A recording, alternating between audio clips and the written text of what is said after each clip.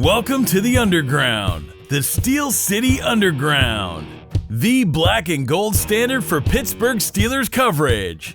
Now, here are your hosts, Joe Kuzma and Brian E. Roach.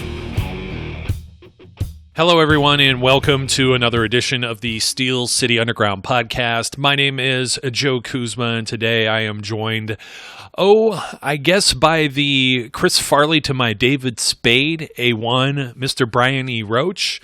Brian, housekeeping. How you doing, buddy? I deny this. This is no longer a relevant comparison. It may have been at one point in my life, but I am no longer Farley-esque. I veto this. Veto. It's all right, man. Like, come on, Richard. Did you eat paint chips as a child? Oh, man, I got so many, I think we're all going kind of insane. Everybody being locked down, mostly wherever you are. Most of us are anyways. I'm in Ohio, so our governor has just like shut down everything. In fact, I made a joke on Facebook, maybe in poor taste. I said, I know it's a little late, but I think I'm going to give up everything for Lent. So there you go. Yeah, because, it's very sincere when you don't have a choice. But hey, I'm covering all the bases here, Speaking of, things that are almost in poor taste in jokes, but some people may want to fast forward, but we're going to have a slow start to this show just because I'm going crazy over here. So my wife sends me, she's a big fan of the show Friends. And yes. and somebody had made the meme. You know the memes, Brian? I've heard of the memes. The memes. You know what our dynamic is kind of like? We should have started with David Letterman and Paul Schaefer. And that could probably work for either one of us, I'm content to be either one of those fine gentlemen. I miss them dearly. I think Dave's been off his rocker for about 20 years, but yeah, that suits you just fine, I think.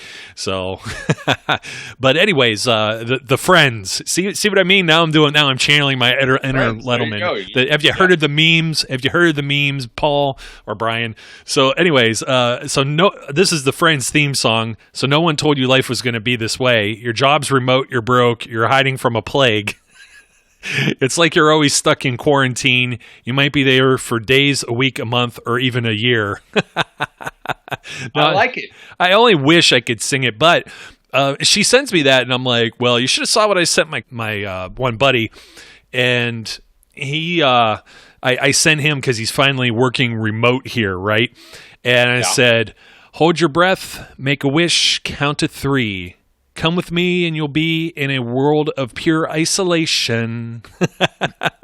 Take a look and you'll see into your isolation. If anybody knows that one, that's little Gene Wilder. Little Gene Wilder, a little Charlie in the Chocolate Factory there. And you'll be in a world of pure isolation, not imagination, although it feels like imagination sometimes. So, and when you're substituting these words for different songs, you come up with entirely like off-topic things such as Baby Sharks. Baby Shark. Never mind.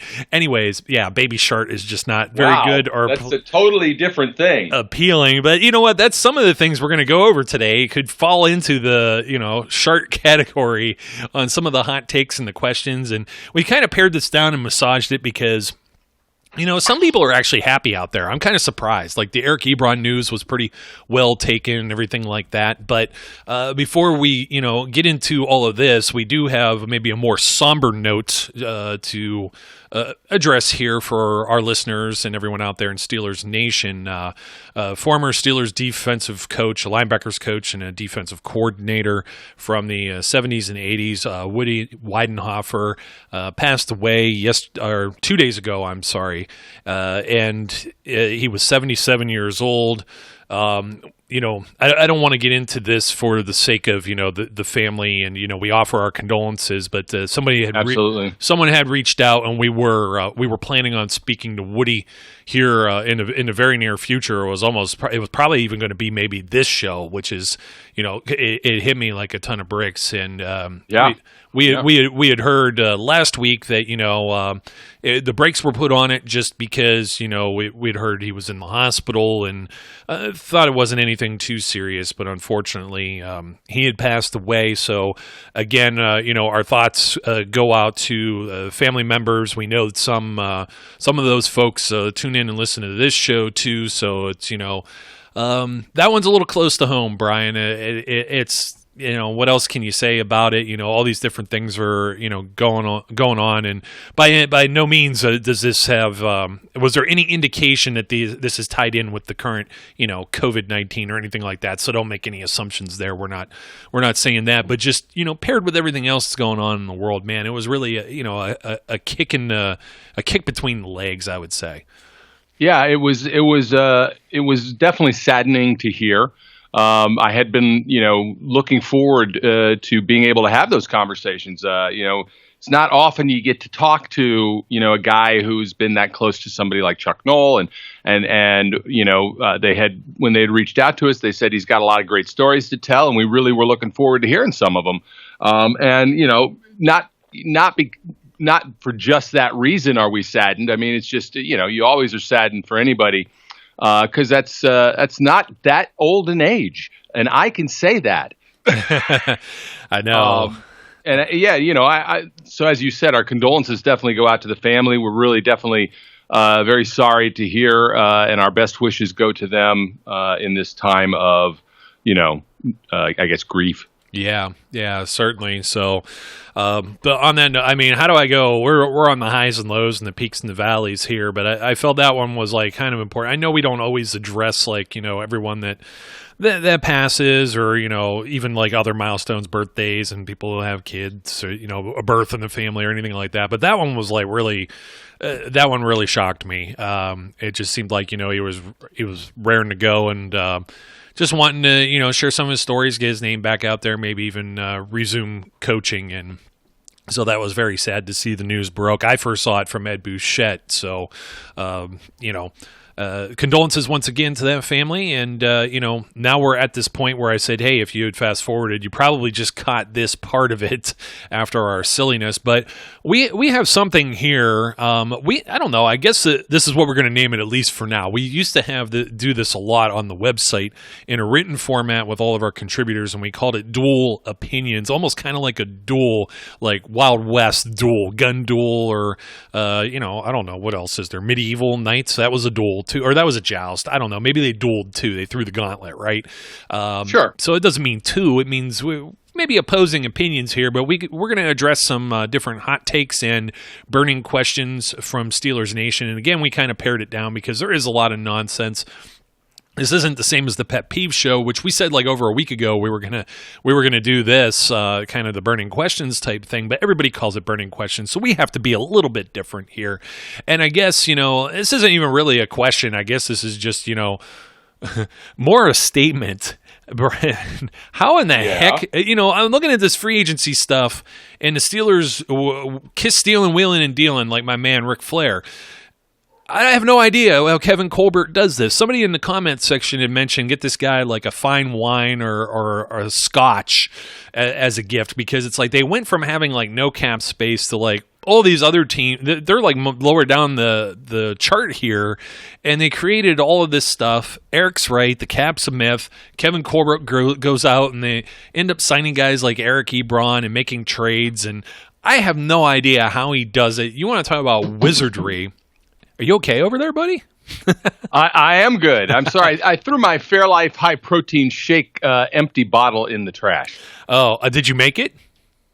No, it was a pre-mix. I enjoyed it. No, I didn't mean 46 grams of protein. Grams? Grams, yeah, legs. Grown-ass 46 gams. She's got beautiful gams.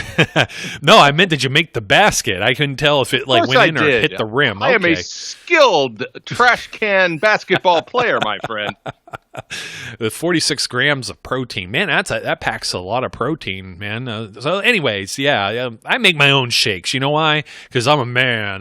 We're getting way off track here. How in the heck did I know how he created cap space, but it's more or less. Did you think? I understand the CBA went through, and this was a huge kicker to all this happening. As we kept telling everyone to be patient, just be patient, wait this out. But even myself, I didn't imagine in a million years that Kevin Colbert would be able to do this much and make the moves that they did already this offseason. Well, I tell you, you just can't undervalue the fact of the CBA going through. Had the CBA not gone through, we're talking a totally different set of scenarios because Colbert doesn't have anything to work with. He can't restructure guys. Now the only alternative he has is to cut loose people. And we were thrown by a couple things that he did. I don't think, as I think we've talked about already, I don't think we foresaw him cutting Mark Barron. With the amount of snaps Barron was getting in the previous season, we kind of thought, all right, they'll probably be keeping him around. But as the professor of football likes to bring up often, one of the things we don't know is how much they like Ulysses Gilbert. Apparently, maybe they like him quite a bit, or someone else it's in that room, because they sure enough did let Mark Barron go, and on top of that, all the other, wizardly things. This is what I think may have happened, and you can correct me if you think I'm incorrect here. I think he broke into the offices of PFF. And stole one of their wizarding books, some wizardly book in the Pro Football Focus's offices called "The Cap is a Myth." And how dare you ever say Eric is right about anything? Yes, but shame. How dare you? Yes. The bottom line is, look. People like to give Kevin Colbert a lot of grief, but man, you better give him a big high five for what he was able to accomplish. Considering where they started and considering where they ended, and the fact that they may not be done.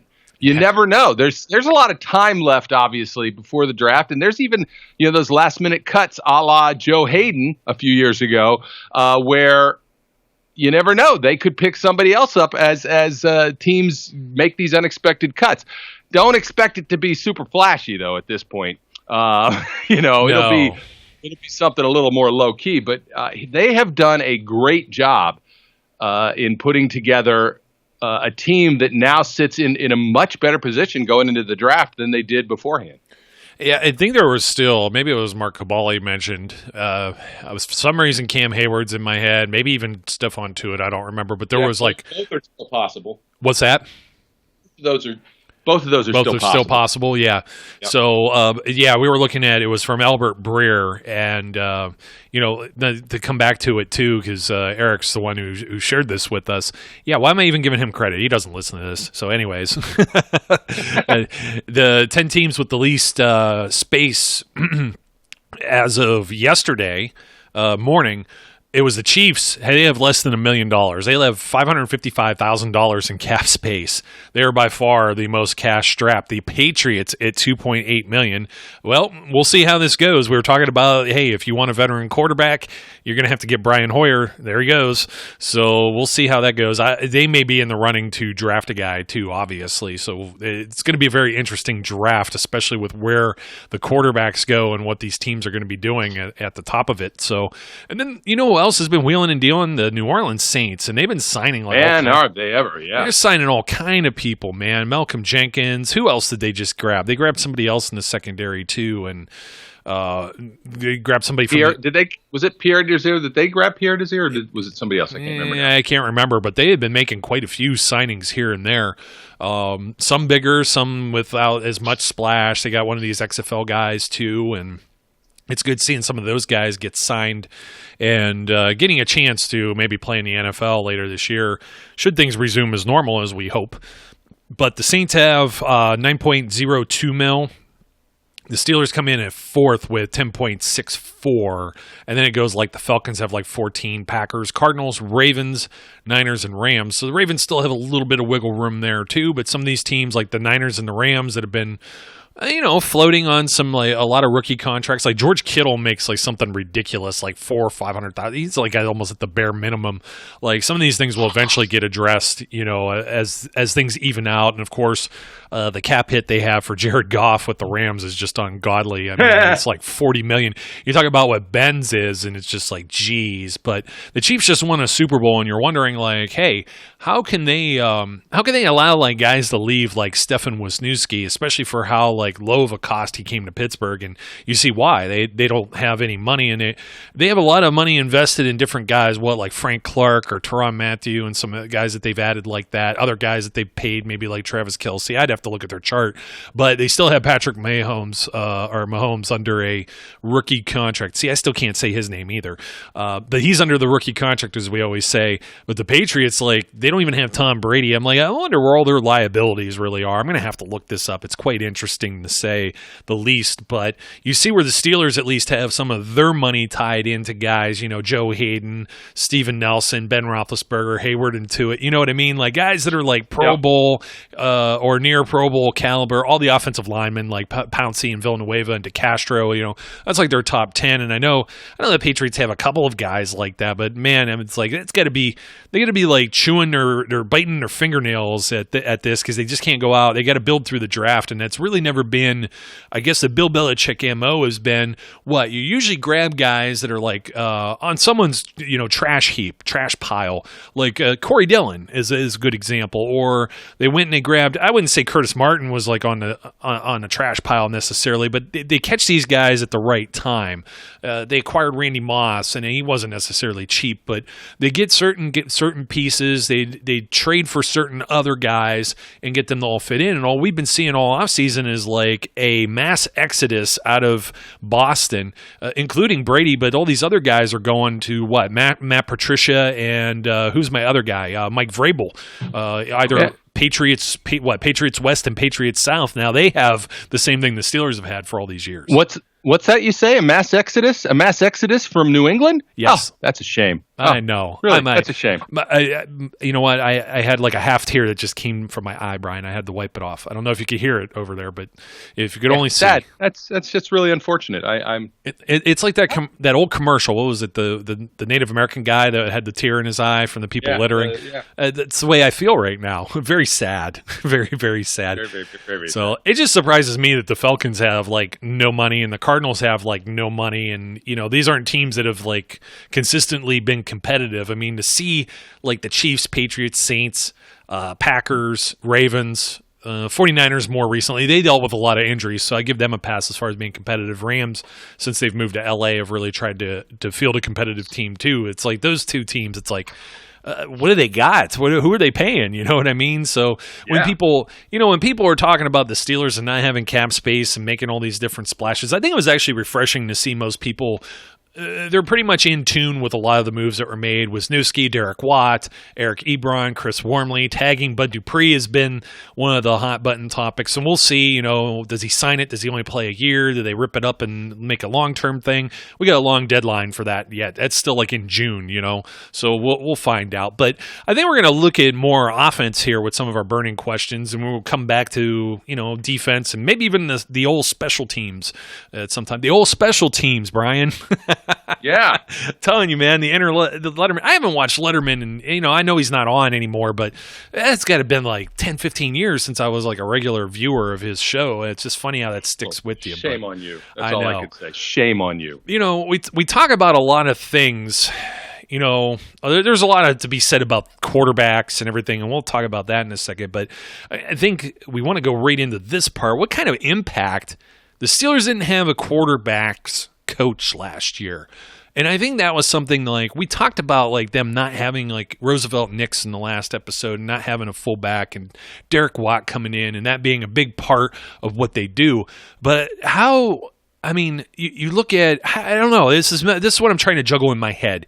You had Peasy coaching the linebackers, and then all of a sudden they removed him, gave Keith Butler a little more like responsibility, because, he went from linebacker coach to defensive coordinator. Bud never had him as a position coach. All of a sudden he does. He flourishes. Well, Randy Fichtner didn't necessarily have the same kind of success there, managing as an offensive coordinator and dealing with the quarterbacks, wearing two hats last year. So they bring in a quarterbacks coach. And I also got to wonder, too, with some of the drops we saw from, different wide receivers and whatnot. I know Dante Moncrief, a big one, but geez, oh man, I mean, everybody catching the ball dropped some balls last year. They shouldn't have, especially early on in the season. The impact of losing Darryl Drake, Ray Sherman being there as, an interim basis and just kind of taking the job for a period of time. And now, they've hired in two guys, Matt Canada, and now who's the wide receivers coach? Because it wasn't the darn guy from South Carolina. We got bamboozled on that. Was it Jericho Cotchery or was it somebody else that got signed? No, it's not. It wasn't Cotchery. It was an ex-player. Yeah, I'll grab that in a second because now all of a sudden I drew a giant blank in my mind. But what kind of impact will this have on the Steelers' offense? Well, I mean, we're always talking about Ben coming back and everything else, but having these position coaches in place for the entirety of the offseason workout programs through camp, preseason, et cetera, what kind of impact do you think that'll have on the Steelers' offense in 2020? Well, I look at the quarterbacks coach specifically, I think is going to be beneficial for the from the standpoint of the wow, I must have set off an alarm. The younger guys, right? I think what they looked at last year was, Randy is fine for Ben, and Ben knows what he's doing, and he doesn't need an excessive amount of coaching. But I also think they saw that the offense looked a little bit stale, and that maybe there was more hardcore coaching that needed to occur of the younger guys. And so I think where this is really going to benefit is maybe not fully anything that you see on a game-to-game basis, but with a caveat, because I'm going to come back to that. But where I think the biggest strength will be in potentially developing Mason Rudolph and anybody else, Paxton Lynch, Duck Hodges, whoever, as their growth goes. That's where I think there's a big possibility here. However, the flip side of that is this is a guy who is one of those, very creative minds, as they say, with offense. He does different things, and maybe he'll be a part of getting Randy a little more exciting in his play calling. We will see. And I don't think you can overstate the fact that we did not have what you would consider to be, a consistent coaching tree, so to speak, for the wide receivers. At the beginning of the year, they lose Darryl Drake, completely, again, surprising and shocking. Had to be devastating for some of these guys who have worked with him for years. He was well loved, and beloved by the team. I think, it just having a guy come in who is the guy and has that title and will be able to work with them consistently, I think will be beneficial. Especially, it's the same voice throughout minis, throughout OTAs, assuming we have any of those, and through training camp, as opposed to one voice and then another voice later on. So I think these will be beneficial changes, and while I expect to see more from the wide receiver group based on this than I do from really the quarterback group, it won't surprise me if the offense gets a little more exciting because of that new quarterbacks coach. Yeah, I mean, I can't say it any better than that. There's no duel there, obviously. The only duel is that, I think it was difficult. It's got to be difficult at any time when you're managing so much stuff at the same time. And that's Sure. where I think Matt Canada is going to help. You could delegate some of that stuff from Randy Fichtner. And by all means, it wasn't that the Steelers weren't prepared. I think they honestly just felt, we don't need to add another guy to this mix and, P.O., our quarterback, our franchise quarterback who didn't like the previous OC. It's always been his buddy, the quarterback's coach, right? Because Bruce Arians was like in the same area. And I think Tom Clements was one of the guys way back when too. And did Wiz come up as a QB guy too? I'm not sure, but I think so. Ike Hilliard, by the way. Yes. Hilliard Oh, yeah. I was getting there in a second. I was looking at how, fairly inexperience with the team, I should say. Team experience here, like Sean Surratt is, entering year 5 as the offensive line coach. James Daniel, 13 years as a tight ends coach. Eddie Faulkner, the running backs coach. He had a lot to deal with last year in his first year, lending a hand as the position coach there on the offense for the Steelers. They have an assistant offensive line coach, Adrian Clem. So you add Matt Canada and now Ike Hilliard. And Ike Hilliard comes, Ike Hilliard's no one to sneeze at. He's got a lot of accolades himself as a player. 546 receptions, 6,397 yards receiving, 35 touchdowns. He played in 161 games. That's a lot of games to have for a pro career. It's pretty good. By the way, you know what? Just a random thought. Al Woods going to the Jaguars.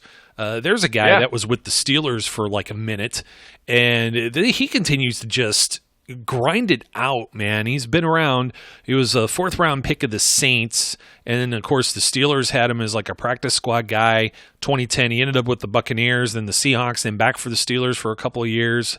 Titans, Colts, then to the Seahawks again, and now with the Jaguars. I mean, I wish I would have said how many games he's played here, but you know what? Going 10, 11 years strong here for someone that isn't necessarily like, the big household brand name that you see, on the marquee or whatever, kind of just being a role and situational guy has really carved out one heck of a career. So my hat's off to him. But, sure. Ike Hilliard, he played with the Giants and the Buccaneers, and there may have been a connection there with Mike Tomlin, too. You know what I mean? Some familiarity. Down there with the Bucs, yeah. Yep. He's been an NFL assistant and or wide receivers coach for the Dolphins twice, 2 tenures with the Redskins, also with the Bills. So he's been around. He's been with different coaching staffs, and we'll see what he's going to be able to make of some of these young men going forward, too.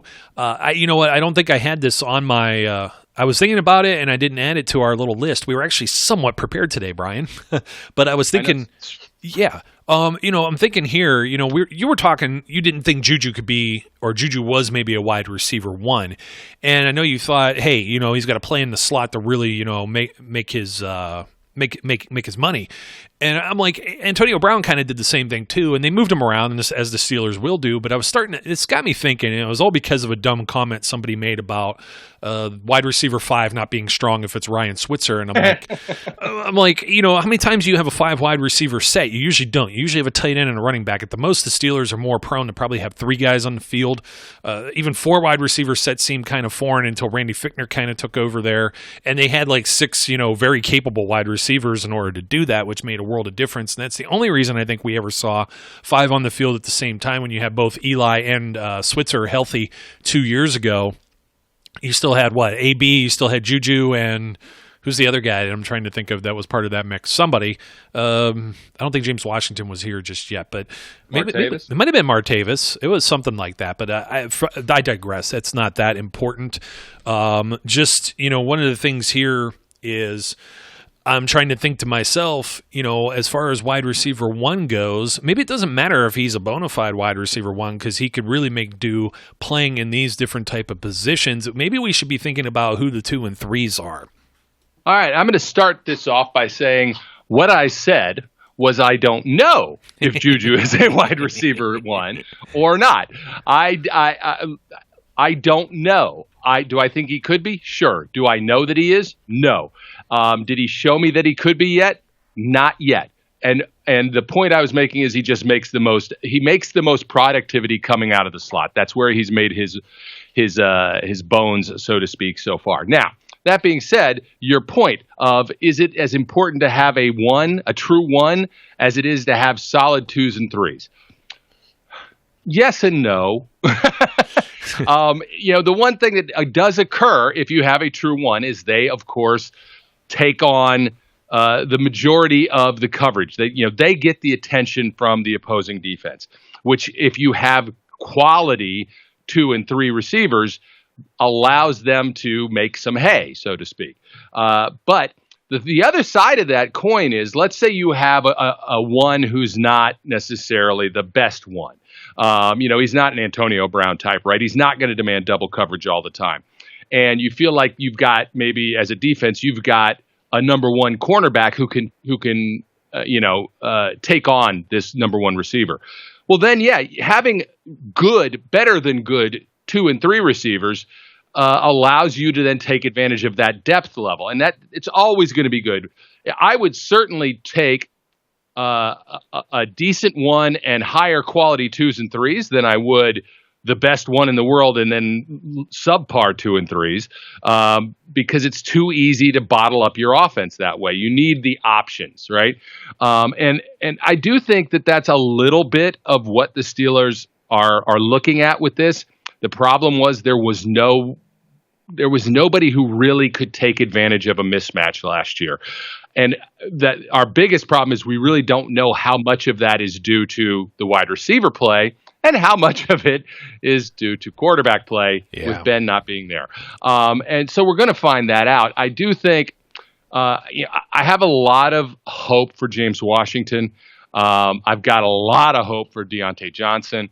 I like the room. I still want them to draft a wide receiver because this is a really deep draft in wide receivers. And the kind of wide receiver I want them to get is a Martavis Bryant type, somebody who is a deep threat.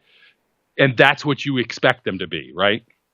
So that, you have that dynamic on the field, because I don't really think they have it right now. Which is, fair enough. I have the same kind of almost concerns like you were saying about Juju. Actually, with James Washington, we're starting to get into the territory of show me something. You know what I mean? Yeah. And it's kind of a shame that we're at that point with a second round pick. But you know what? It's got to be consistent. He's got to do something somewhat big. Now, I'll tell you about somebody who did some stuff that was big, and he didn't have necessarily a whole lot of time with the team last year. But I like Deion Kane, man. 6'2", 202.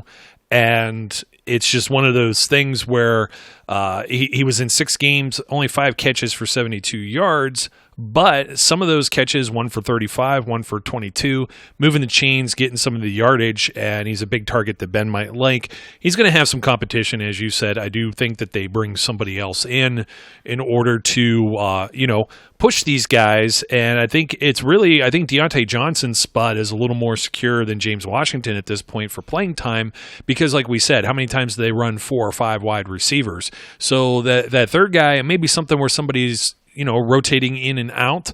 They could even be looking at the future depending on what they do with Juju's contract, but I would have to think that they try and keep him under lock and key. With that said, and you mentioned it all kind of already, we go back again, and I know this was a whole podcast topic, but I'm not going to say the entire quarterback situation, but how comfortable, are we maybe with the backup quarterback situation? In my opinion, you've got 3 guys that have NFL experience now. You have one that had a lot of pedigree coming out of college with Mason Rudolph. You have one that was a former first-round pick with even more pedigree in Paxton Lynch, and he's going to be fighting, maybe for the 3rd spot on the roster with an undrafted guy that became everyone's hero with the fancy nickname of Duck. I will answer this question as honestly as I can. Am I comfortable? No.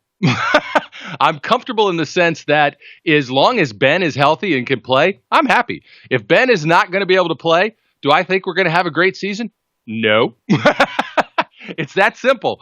So am I comfortable? I'm not comfortable. I'm not looking at this as in the event that when, if one of these guys is being asked to carry the load, do I feel like they're definitely going to be the guy to get them to the playoffs?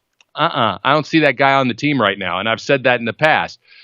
If I have to trust one of them to win one game or get us through a game, yeah, then I'm a little more comfortable, all right? Then I feel like, all right, I can deal with that. But at the same time, do I think there was something the Steelers should have done to address it? Nope, because they don't have the money to go sign a higher-end veteran backup, even with the wizardry of Kevin Colbert. And even if they did, even those guys are not going to win you playoff games. That's, they're not any better than what we have. So it's kind of a barbed question, so to speak. Am I comfortable? I'm only comfortable as long as Ben Roethlisberger is the starting quarterback. But am I thinking they should have done something else to do it? And I know we got another question that's going to lead into this in a little bit as well, because the rumor mills have been flying. Do I think they should have done something else? No, not really. Yeah, I mean, that's kind of where I'm at too, Brian, is if these guys are spot starters, a couple games here or there, I'm not looking for anybody to shoulder the load for the whole season. I'm not looking for the starter of the future. If that happens to come out of the current crop, hey, so be it. That would be a welcome change or a welcome addition or something surprising that we didn't see coming. I'm going to come back around. I had the one question you kind of led into it before this, and it still has to deal with a backup, and it's kind of I don't even want to say it. This is just I know. We've been talking about not drafting a quarterback. I know that was part of this too, and it's like if you draft a guy, how are you going to assume that somebody you take in the middle round is going to be any different than what they already have there? They could even be worse. There is a chance they could be better, but I mean, you take a look at what's everybody around the league. It's not a consistent story. It's not even a consistent story when you take guys in the first round when people are reaching for quarterbacks. Now you want to start reaching for backups. Well, you can't reach for Mariota. Thank God he's gone and making like some absurd amount of money with the Raiders. But Jameis Winston, you complain about a guy with Ben Roethlisberger throwing too many interceptions. He only threw 17. Jameis is the only guy in NFL history to be a 30-30 guy. 30 touchdowns and 30 picks in the same season. That's never happened before. And that's what you're looking at. And the light bulb just has not really gone off for him. And they brought in 58-year-old Tom Brady to come and be the starter there over a guy that's, should be in his prime, right? Or not even entering his prime. He's still young. He's still a young man. You know what I mean?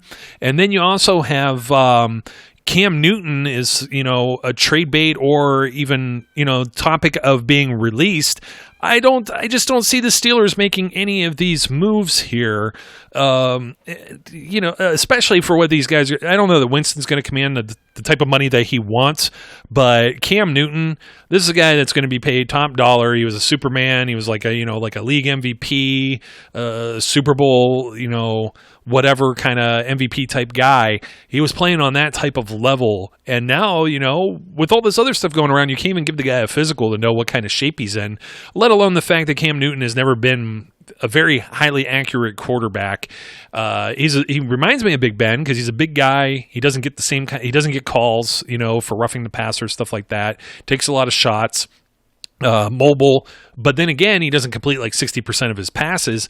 And none of these guys are coming to Pittsburgh, and I just, I really want to close the book on this because it was like it all started with some random guy for a blog. It's not even the actual Sports Illustrated site posting something out there alluding to it. And you know what? He may have not even been the one that even brought it up originally. It may have been commentary on it, but it's because it was seen there and filtered through that website that it reached the masses. And then you even got people like on these regular sports programs, ESPN, Fox, NFL Network, whatever, actually discussing this. And I'm just kind of like, learn something about the salary cap and how this team operates first before opening your pie hole.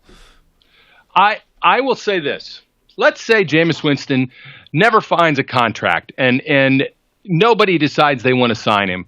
And the Steelers throw a vet minimum or some ridiculously low number at him just to say, sure, we'll bring you into camp. And then let's say Jared Goff gets hurt. Now we can trade him, right? Hey, that's the way it should be. Look, would I be opposed to them bringing in Jameis Winston if it costs them no money? Sure, why not? If it costs them no money, why would I care? But he's not. They're not going to, because he's not going to take no money. Cam Newton, when he gets released, if he gets released, is not going to take no money. They're going to want to get paid. They're going to want to get paid more than $10 million a year. The Steelers don't have that kind of money. And it's never going to happen. And just as a plug for an upcoming show, we're going to do a mock draft show, as I know you know. We're going to do a mock draft show, and anybody who drafts a quarterback for the Steelers in the mock draft show will be ridiculed heavily. Excommunicated. I'm just letting you know. Yeah, maybe excommunicated, but definitely ridiculed and made to be shamed. And they may be shunned as well. They don't need to do those things, and even if they were flush with capital, I don't know that it makes any difference. What are you going to do with a guy who, A, wants to start in Jameis Winston? He doesn't want to be a backup. He's going to come in. Do you need the drama of having a guy who wants to be the starter come in to be your backup? Is he really going to understand his role? Has Jameis Winston not proved he has a little bit of hot-headedness in him in the past? It's not the kind of thing you want. Cam Newton doesn't want to come in and be Ben's backup. So, the idea that they're even going to think about it is ridiculous. People like to dream. What can I tell you? But let's dream about other things. Dream about, I don't know, beaches and sunsets or something. Don't dream about stupid quarterbacks that aren't going to come here. Well, if you were a dreamer, it's. I'm not the only one. No. You got me all over the place now. I'm not going to start singing or bursting into song here, but Jameis Winston, Cam Newton, I think some people see this and, I know somebody like made an off-cuff comment just because it's like, oh, you're linking this because they're black quarterbacks or whatever. But Mike Tomlin has had there's been a stereotype, not necessarily Charlie Batch because he hasn't been the most mobile guy, but when you look at Dennis Dixon, Byron Leftwich, Michael Vick, I guess Jameis is somewhat mobile. You know what I mean? I know he's not necessarily the runner. Cam Newton certainly is. But those guys fit the bill. But the Steelers have, they've taken other guys, let's say Bruce Gradkowski, Mike Tomczak, guys like that in the past, Tommy Maddox that have Byron Leftwich. Well, Byron Leftwich also, Byron Leftwich and Michael Vick also fit the same role. I'm just trying to throw a little more mix in here so people aren't just saying I'm just saying this because they're, African-American passers or whatever, you know what I mean, to fit the bill there. But the Steelers have also, gone and taken guys that have started maybe 25, 30 games in the NFL for a backup role. But I don't think at this point in their careers that Winston or Cam Newton are in the same level of, maybe being accepting of or thinking that they're not a starting NFL quarterback, or at least going to a team where they could compete for that spot, where you kind of have this delineated to Big Ben. You also have a lot of money invested in Big Ben, where I don't see any of that happening right now. But just to even throw it out there, if all things were possible, I think they'll continue to try and develop who they have and try and roll with Ben and not cause any controversy, just like you said. Speaking of, that's another burning question too, is like everybody's like, well, did you see what Ben looked old and tired when he played the Patriots last year? Yeah, because you know what? Vance McDonald and James Conner didn't drop passes in the same way, and Juju in the same way that Moncrief dropped like 4. Come on, you go back and look at the stats. You got to look at how just miserable the offense was, period. He was, it wasn't like he wasn't putting the ball on people. Other people were failing him as well, which leads me to, do we think that Ben will ever throw for 5,000 yards again in his career? I am going to say no, Brian. I'll lead off with that just because I think they're going to hand the ball off a lot more with the stable of running backs they have, and try not to, make his arm fall off, especially after going through all of this rehab. My answer is, oh God, I hope not. That's also a very good, 4,000 maybe, 3,800. Sure. 5,000? I hope not too. You're right. If he throws for 5,000 yards again, it is going to be because, A, they're playing from behind a lot, and that means the defense has fallen off, which I don't see happening. It means that they have a necessity to score a lot of points, right? And that shouldn't be the case. This is a team built to win on the concepts of ball control and defense. That's the way that they look, right? That's the way they're designed to be. Ben needs to be a game manager to a certain extent. Yes, he could still do some exciting Ben Roethlisberger type things. And yes, he's still a Hall of Fame level quarterback who will be able to put the ball where it needs to go when you need him to make those throws. But he should not be dropping back 40 to 50 times a game, which is what you kind of need to do if you're going to throw for 5,000 yards. So no, please, no. I'm quite content about 4,000. That's fine. I'm fine. If he's always in the 3,700 range, I'm fine. I think the best outcome we could have is Ben Roethlisberger throws for 3,900 yards, And the Steelers are 14-2. Well, not only that, if he's not throwing for 5,000, it means he's not throwing 600 attempts and opening up for any interceptions. We still have, like I said, a very young wide receiver core, and you may be adding another young guy to it because it doesn't look like they're going to have anyone else veteran. And even the veteran they had last year, that didn't work out. In fact, at least one of Rudolph's picks was tipped by Moncrief as well, before he was sent packing. So, but just like on that same note, it's, that's the way I feel. But in the same aspect, it's like I think a lot of people have written off James Conner this upcoming year. I don't know about you, or I know how I feel. I'll give you this one first. Have you written off James Conner for 2020, and what kind of year do you think he can return to form? Because I can tell you one thing, I don't see the Steelers doing anything contract-wise for him until they know he can play almost, if he plays 14 games, that's something, but he can't go out there and play 9 or 10 and expect a new contract. Let me put it this way. I have not written James Conner off for 2020 because I don't think the Steelers have the ability to write James Conner off for 2020. I've written him off for 2021. Yes. But that can change. Look, what James Conner needs to prove is that he can be durable, that he can be available, that he is not going to consistently be on the sidelines due to injury. Can he return to form? Absolutely. He's a tough running back. He's a talented running back. Can he be the guy that carries the load? Yes, he can, but he's got to show that his body can take the kind of punishment that his running style tends to elicit. And so have I written him off for 2020? Absolutely not. If we go anywhere in 2020, as I said, to prevent Ben from having to go back and throw the ball all the time, we need a consistent running game. And whether that's James Conner or Benny Snell or somebody else they draft, I don't know. But I would like James Conner to have a bounce back year. I'd like for James Conner to be comeback player of the year, except I think Ben might be that guy. So we'll see. Yeah, you would hope that Ben is the guy without a doubt in that spot. So I guess that leaves us only to one other question here. The burning question is, we've already seen some odds come out. They're already betting. We haven't even had a draft or anything else, but we already have like some bookies that think, there's going to be, I don't know. Yeah, I just thought of something and I always get scatterbrained, but I think ESPN, they have like those betting shows that are always on and talking about odds and lines. And it's like, there's nothing else going on. How can we have odds or lines or even have these shows? But they did have the Ocho the other day, so I guess that counts. But yeah, there you go.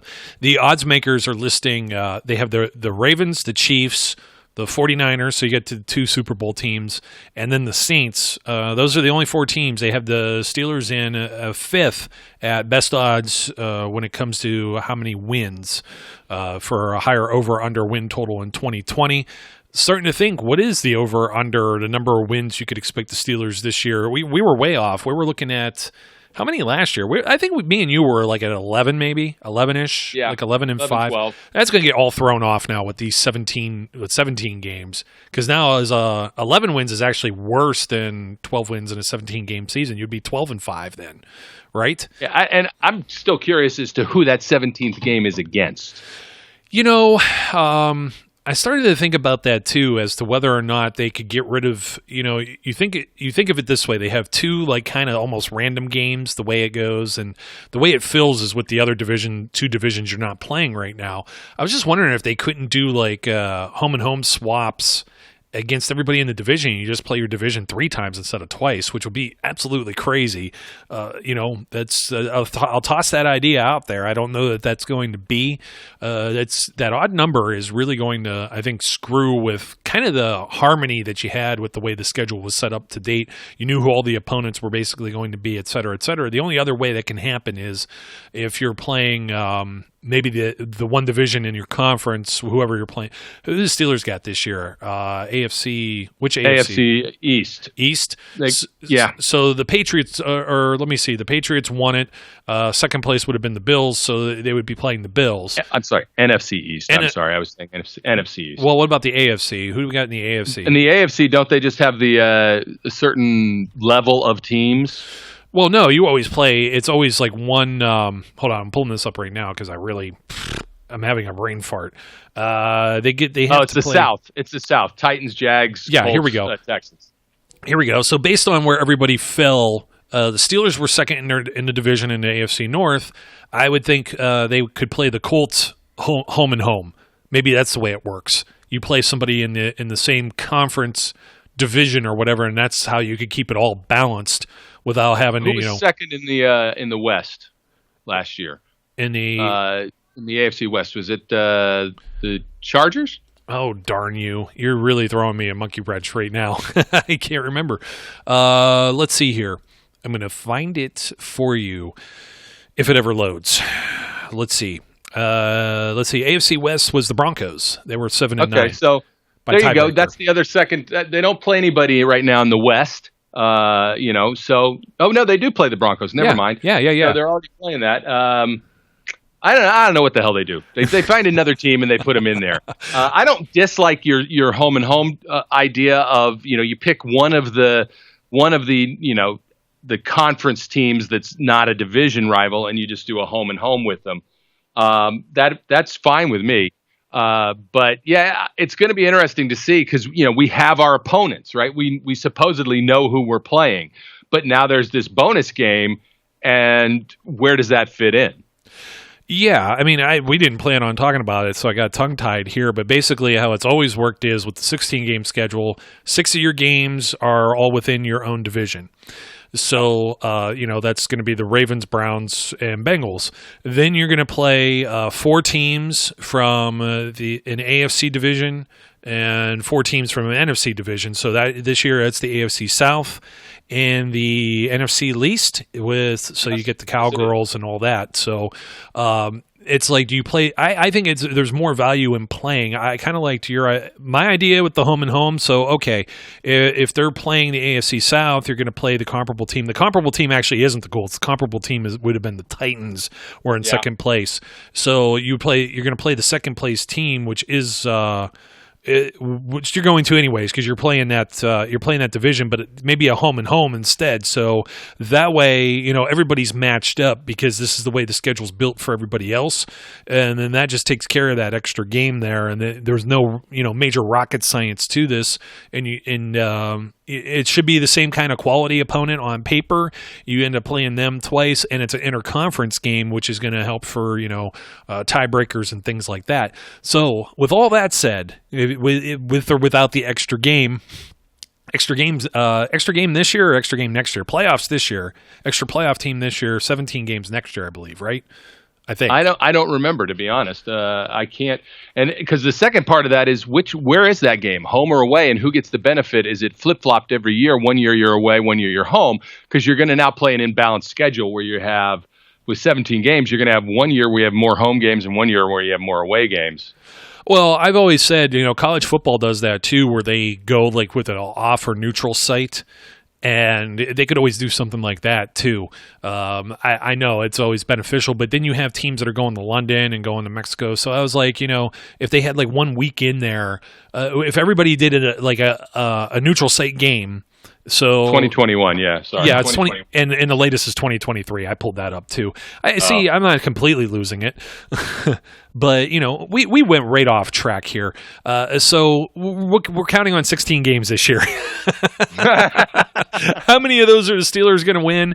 Tomlin's never not won at least 8, so I have him in for at least double digits. Brian, I was pulling up those opponents, and I'm looking at who or how well are those teams going to be. That's tough because the Colts now have Philip Rivers, and Broncos are making changes. Who knows? The Cowboys are paying people like $100 million. The Bills have rebounded and been a better team this year too. So they got some really quality opponents on the schedule. Eagles, yeah, they do. Titans, Redskins. So that's kind of where I have them. I still have them in the 10 to 11 point kind of range here so far. Obviously the odds makers like them a lot right now. I guess we'll have to see what everybody does in the draft to see where everyone falls.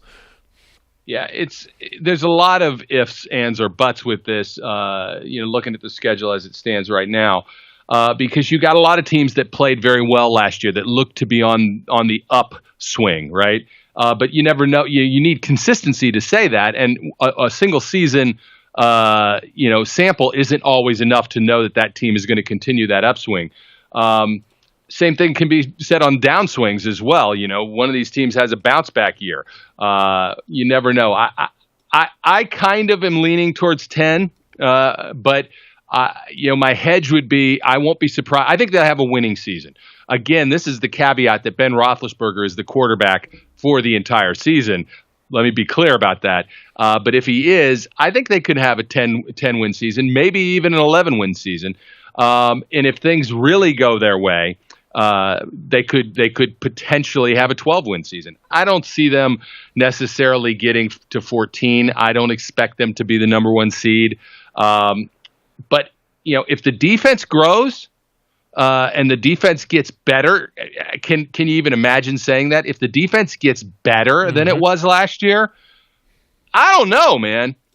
Because you're not going to have to score that many points, and if Ben Roethlisberger is your quarterback, you're going to score some points. Yeah. So I totally don't know. I totally agree. It'll keep them fresh. And, the only thing they got to worry about is that the Ravens were the best team in the AFC last year. So if they can repeat their success, it's going to be a dogfight. But the one thing I will say is you get 7 teams in the playoffs. There's only 1 year. If this had been the scenario all along in Mike Tomlin's tenure, they would have only missed out 1 year, and they would have missed out on a tiebreaker, as we noted. Yep. I believe, was it the Houston Texans, I think was the tiebreaker, or it was Tennessee? It was one of those darn teams. Now I can't remember. But, they would have made the playoffs every other year, so definitely see them as a playoff contender. Brian, I think that's going to wrap it for us today, man. Hey, you know what? This worked out. It worked out pretty well. So hopefully everyone keep leaving your comments. We definitely like the ones where you say, hey, love the show. Keep it up. We will do. That helps keep us going. That's fuel for us, fuel for the fire here. I will say I'm slightly jealous. Everyone loves you. No one loves me, and I'm sad. Oh, here we go. He's pandering, folks. Poor Brian. I love everyone. Send him some love. Well, somebody said you had silky smooth voice one time too. So yeah, but you know what? That wasn't even on our podcast. That was when I was guesting on someone else's. Serves you right. Anyways, but Brian, thanks once again for joining me today, buddy. Always a pleasure, man. Always a pleasure. Yeah, always a pleasure for me as well. Folks, don't forget to like, comment, and subscribe. We're catching up to some of those as we deal with all the uncertainty and chaos that's out there. Hopefully this is a nice departure for you from the normal world. And unfortunately, now we're at the tail end of our show, and we've reminded you of it, that you got to return back to that. So until next time, we'll have some more coming for you later in the week. My name's Joe. His name's Brian. Until next time, as we encourage everyone always out there, be safe, be good, and we'll catch you later. We would like to thank you for listening and remind our listeners to follow us on social media and our website, www.steelcityunderground.com.